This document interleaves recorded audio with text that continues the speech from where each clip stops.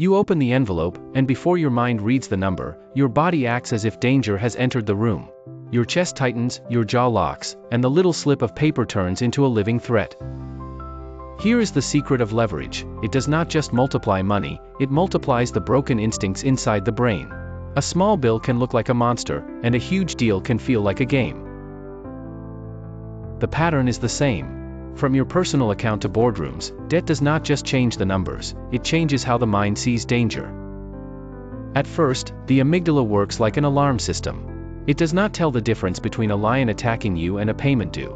Cortisol surges, the body prepares to fight, but the enemy is only a number. Then dopamine enters. When you buy, it gives you the rush of anticipation and ownership. But when the bill arrives, the feeling collapses, and the brain looks for the next dose: spend more, borrow more. With debt, working memory declines. The mental load grows heavy, as if you lost a full night of sleep. Not only your financial decisions suffer, but all your decisions.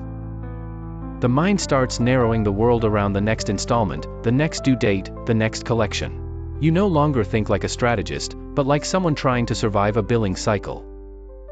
Then the sunk cost trap appears. A car breaks down, a degree you never use, a losing deal.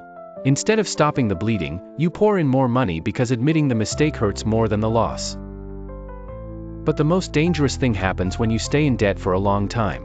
Fear fades, not because the danger is gone, but because the brain has gotten used to it. The alarm system learns silence. And when the numbers get bigger, something strange happens. The brain stops feeling the difference. A million or a billion can become, emotionally, just one number, because the nervous system was not built to grasp that scale. This is where leverage becomes invisible. A mortgage is called good debt, and a credit card bad debt. But the label alone changes how it feels, and fools the fear system. The mind that panics over a $500 overdraft may sign a 30-year commitment without a flicker of anxiety. Because the story has changed, debt is no longer danger, but investment. And in margin trading, the illusion grows. The screen shows charts, tools, and analysis, so the trader feels in control. But beneath the interface, the same drive as a slot machine is at work. Overconfidence grows because the loss feels like a distant idea. You know intellectually that you could lose everything, but knowing is one thing, and feeling danger is another. And when the position collapses, fear returns violently. The number is no longer just a number. The amygdala wakes up late, and panic grows because the problem seems unsolvable. Now move the same mechanism into companies. When you spend your own money, fear stays present. But when you spend other people's money, the nervous system calms down, because personal loss is limited. In boardrooms, the gap widens. No one wants to be the person who killed the deal. Certainty spreads, dissent starts to look like weakness, and silence feels like consensus. The pressure to grow through borrowing becomes self-reinforcing. The company borrows because the market wants expansion, because competitors are borrowing, and because everyone around the table has lost the same fear signal.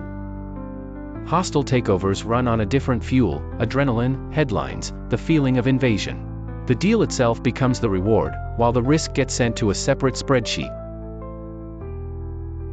Then comes the hidden incentive.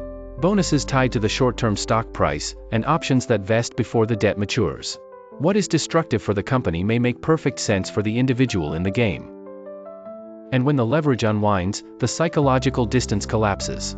Abstraction becomes reality: layoffs, asset sales, bankruptcy filings. Fear finally arrives, but it arrives too late. The common thread is simple: leverage does not create new flaws. It magnifies the flaws already there. Confidence becomes recklessness, loss aversion becomes paralysis, and the future disappears. Debt touches pathways that resemble addiction. Dopamine rises before spending, repayment pressure feels like withdrawal, and the urge to restore the feeling pushes you into another round of borrowing. Then the casino money effect appears. When you win with leverage, the brain recategorizes the gains, not your money, but easy money. So you risk it in ways you would never risk your real cash. And the loss trap runs deeper. The pain of losing is stronger than the pleasure of winning, but leverage makes the possible gain large enough to buy off the brain's natural caution. The hidden rule is that leverage is not a neutral tool.